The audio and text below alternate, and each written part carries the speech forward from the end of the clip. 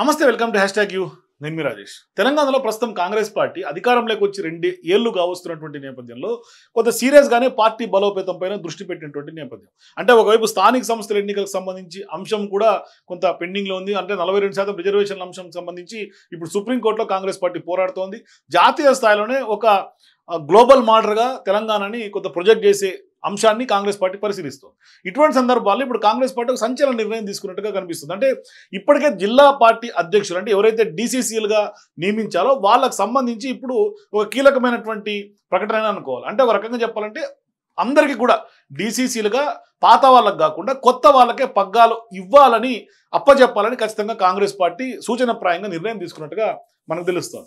అదే సమయంలో కొంత సీనియారిటీలను లేదంటే కనుక కాంగ్రెస్ పార్టీ అంటేనే కొంత వారసులకు పెట్టింది పేరు కాబట్టి అటువంటి నాయకుల వారసులు కానీ దగ్గర బంధువులకు కానీ భార్యలకు కానీ ఇప్పటివరకు డీసీసీ అధ్యక్షులుగా పనిచేస్తున్నటువంటి వాళ్ళందరికీ కూడా మళ్ళీ అవకాశం ఇవ్వద్దనే ఒక సంచలన నిర్ణయం కూడా కాంగ్రెస్ పార్టీ తీసుకుంది.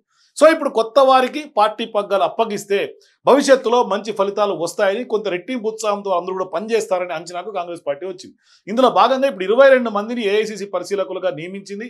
వాళ్ళు ఇప్పటికే ఆయా గ్రౌండ్స్లో ఇన్వాల్వ్ అయిపోయారు. వాళ్ళందరూ కూడా ఒపీనియన్ సేకరిస్తున్నారు. వారు ఆయా జిల్లాల్లో గత 3 రోజులుగా తిష్ట వేసుకొని మొత్తం పర్యటిస్తూ పెద్ద ఎత్తున పరిశీలకులు అందరూ కూడా పార్టీలో సుదీర్ఘంగా అనుభవం ఉన్నటువంటి వారు కావడం కొంత కొసమెరుపుగా చెప్పుకోవాలి. సో ఇప్పుడు రేవంత్ రెడ్డి పిసిసి అధ్యక్షులుగా ఉన్న సమయంలో డీసీసీ అధ్యక్షులుగా నియామకమైనటువంటి వారే ప్రస్తుతం ఇప్పటికి కూడా ఇంకా కొనసాగుతున్నటువంటి సందర్భంగా వారిలో చాలా మంది వివిధ హోదాల్లో ఇప్పటికీ కూడా వాళ్ళు ఆల్రెడీ పదవులు పొందారు. దీంతో ఇప్పుడు ఆయా స్థానాల్లో కొత్త వారిని నియమించాలని కూడా గత కొంతకాలంగా పార్టీలో ఉన్నటువంటి చాలా మంది నాయకులు కోరుతున్నటువంటి నేపథ్యంలో పార్టీ ఇప్పుడు ఒక అడుగు ముందుకేసింది. అంటే పార్టీ కార్యక్రమాల రూపకల్పన, వాటి అమలు, అభ్యర్థుల ఎంపిక, ఇటువంటి అన్ని అంశాలకు కూడా వాటన్నింటినీ కూడా డీసీసీల ద్వారానే చేపట్టాలని ఏఐసీసీ భావిస్తోంది. అంటే ఈ నేపథ్యంలో పార్టీకి మరింత బలం చేకూరేలాగా కొంత జవసత్వాలు రావడానికి డీసీసీలే కారణమని భావించింది. అందుకే ఇప్పుడు డీసీసీల బలోపేతం సైతం ఒక భాగమని గుర్తించింది.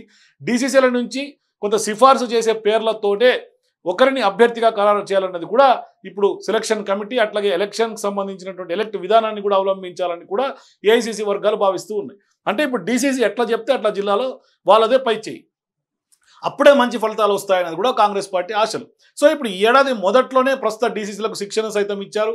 కరీంనగర్ డీసీసీ అధ్యక్షుడు కవంపల్లి సత్యనారాయణ, జగిత్యాల డీసీసీ అధ్యక్షుడిగా ఉన్నటువంటి అడ్లూరి లక్ష్మణ్ కుమార్, పెద్దపల్లి డీసీసీ అధ్యక్షుడిగా ఉన్నటువంటి రాజ్ ఠాకూర్, సిరిసిల్ల అధ్యక్షుడిగా ఉన్నటువంటి ఆది శ్రీనివాస్, హన్మకొండ జిల్లా అధ్యక్షుడు నాయన్ రాజేందర్ రెడ్డి, అట్లాగే వికారాబాద్ జిల్లా అధ్యక్షుడు రామ్మోహన్ రెడ్డి, అట్లాగే పాలమూరు జిల్లాకు చెందినటువంటి అధ్యక్షుడు మధుసూదన్ రెడ్డి, నాగర్ కర్నూలు జిల్లా అధ్యక్షుడిగా ఉన్నటువంటి వంశీకృష్ణ, ఇట్లా 2023 అసెంబ్లీ ఎన్నికల్లో వీళ్ళందరూ కూడా ఎమ్మెల్యేలుగా ఎన్నికయ్యారు.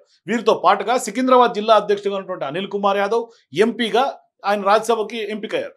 అట్లాగే నల్గొండ జిల్లా అధ్యక్షుడిగా ఉన్నటువంటి శంకర్ నాయక్ కూడా తాజాగా ఎమ్మెల్సీ కట్టబెట్టినటువంటి పరిస్థితి. సో ఇప్పుడు ఉమ్మడి రంగారెడ్డి జిల్లాకు చెందినటువంటి చల్లా నరసింహారెడ్డి అట్లాగే నిర్మలా జగ్గారెడ్డి కూడా వాళ్ళిద్దరికి కూడా కార్పొరేషన్ పదవులు కూడా పొందారు. అట్లాగే మంచిర్యాలకు సంబంధించినటువంటి జిల్లా అధ్యక్షులుగా ఉన్నటువంటి సురేఖ భర్త ప్రేమ్ సాగర్ రావు కూడా ఎమ్మెల్యేగా కొంత ఆయన కూడా గెలుపొందారు.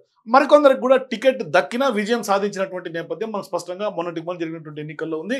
ఇట్లా దాదాపుగా గతంలో డీసీసీ అధ్యక్షులుగా పనిచేసినటువంటి వాళ్ళందరూ కూడా ఎక్కువ మంది ఏదో ఒక పదవి అయితే ఎమ్మెల్యేనా లేదంటే కార్పొరేషన్ పదవా లేదంటే కొంతమంది మంత్రులైనటువంటి సందర్భాలు కూడా ఉన్నాయి. దీంతో ఇప్పుడు వాళ్ళకి పార్టీ అట్లాగే ప్రభుత్వం రెండు ఒక తాటి మీద నడవలేనటువంటి పరిస్థితి, పార్టీని పూర్తిగా కొంత ఇబ్బందులకు గురవుతున్నటువంటి నేపథ్యం, అంటే కొంత కోఆర్డినేషన్ గ్యాప్స్ కనిపిస్తుంది. ప్రస్తుతం పార్టీ కార్యకలాపాలందరికీ కూడా కొంత విజయవంతం కావాలంటే రాష్ట్ర స్థాయిలో పదే ఫాలోఅప్స్ చేయాల్సినటువంటి వస్తుంది అనేది కూడా కొంత గుర్తించింది అధిష్టానం. అంటే కొత్త వారికి ఏ పదవి లేనటువంటి వాళ్ళకి కనుక డీసీసీ అధ్యక్ష బాధ్యతలు కనుక అప్పచెప్తే తద్వారా కొంత మంచి ఫలితాలు వస్తాయి. అట్లాగే వాళ్ళందరూ కూడా ఉత్సాహంగా రెట్టింపు ఉత్సాహంతో పనిచేస్తారు. అట్లాగే ఇందులో భాగంగానే జిల్లాల్లో సమావేశాలు నిర్వహించినప్పుడు కూడా కొంత వాళ్ళు చాలా యాక్టివ్గా పనిచేసే అవకాశాలు ఉంటాయి. అందుకని ఇప్పుడు సమావేశాలు నిర్వహించి జిల్లాల్లో దరఖాస్తులు తీసుకొని వాటన్నిటిని వడబోసి 5 పేర్లను నామినేట్ చేసి ఏఐసీసీకి సిఫారసు చేస్తుంది ఆ యొక్క జిల్లాల్లో వెళ్ళినటువంటి పరిశీలకులు. వారందరితోటి వివరాలు సేకరించి మరోసారి పరిశీలించి షార్ట్ లిస్ట్ చేసి ఆ తర్వాత ఇంటర్వ్యూ కూడా చేసి అవకాశం ఇవ్వాలని కాంగ్రెస్ పార్టీ భావిస్తుంది. దీంతో పాటుగా సామాజిక సమీకరణాలను కూడా లెక్కలో వేసుకొని దాన్ని సోషల్ జస్టిస్ అనేది చాలా కీలకం కాబట్టి తద్వారా అది ఫాలో అవుతూనే ఎస్సీ, ఎస్టీ, బీసీ, మైనారిటీ అట్లాగే మహిళలకి వీళ్ళందరికీ కూడా సమాన అవకాశం కల్పించాలని కూడా కాంగ్రెస్ పార్టీ కసరత్తు చేస్తోంది. అసెంబ్లీ ఎన్నికలకు మరో 3 ఏళ్ల సమయం ఉన్నటువంటి టైంలో ఇప్పుడు ఈ యొక్క ఎన్నికలు ముగిసే వరకు కూడా వీరే డీసీసీ అధ్యక్షులుగా కూడా కొనసాగే అవకాశం ఉంటుంది. కాబట్టి కొంత క్రియాశీలకంగా ఆచితూచి అడుగులు వేస్తుంది. ఎందుకంటే డీసీసీ అంటే జిల్లా మొత్తం కాంగ్రెస్ పార్టీ అంతా కూడా వాళ్ళ చేతిలో ఉంటుంది. కాబట్టి ఇప్పుడు ఆ అధ్యక్షులతో ఏఐసీసీ ఇన్ఛార్జ్ మీనాక్షి నటరాజన్, అట్లాగే టీపీసీ అధ్యక్షుడుగా ఉన్నటువంటి మహేష్ కుమార్ గౌడ్ తాజాగా కూడా జూమ్ మీటింగ్ నిర్వహించారు. చాలా వరకు సూచనలు ఆదేశాలు ఇచ్చినట్టుగా తెలుస్తుంది. దిశానిర్దేశం జరిగింది. సో ఇప్పుడు డీసీసీ అధ్యక్షులుగా దరఖాస్తు చేసుకునేవారు కనీసం 5 ఏళ్ల పాటు నిరంతరంగా పార్టీలో క్రమశిక్షణతో ఎటువంటి ఆరోపణలు లేకుండా అట్లాగే డిసిప్లినరీ యాక్షన్స్ లేకుండా ఉండాలని సూచించినట్టుగా తెలుస్తుంది. అలా లేని వారిని ఏఐసీసీ పరిశీలకులే తొలగిస్తారని కూడా స్పష్టం చేస్తున్నారు. సో ప్రస్తుతం డీసీసీ అధ్యక్షులకు అయితే రెండోసారి అవకాశం ఉండదనే అంశం అయితే క్లారిటీ వచ్చేసింది. పార్టీకి సంబంధించినటువంటి ప్రజాప్రతినిధుల దగ్గర బంధువులకు కానీ అట్లాగే వాళ్ళైతే స్పష్టంగా ఛాన్స్ లేదని చెప్పేశారు.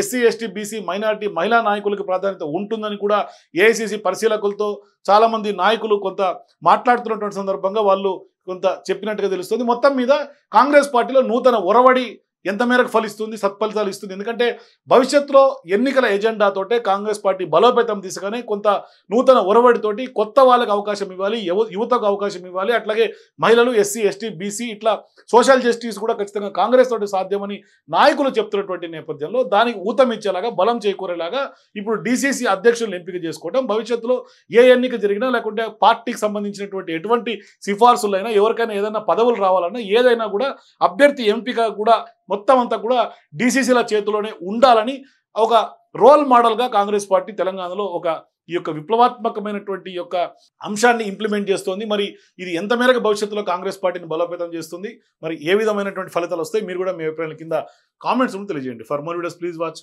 #.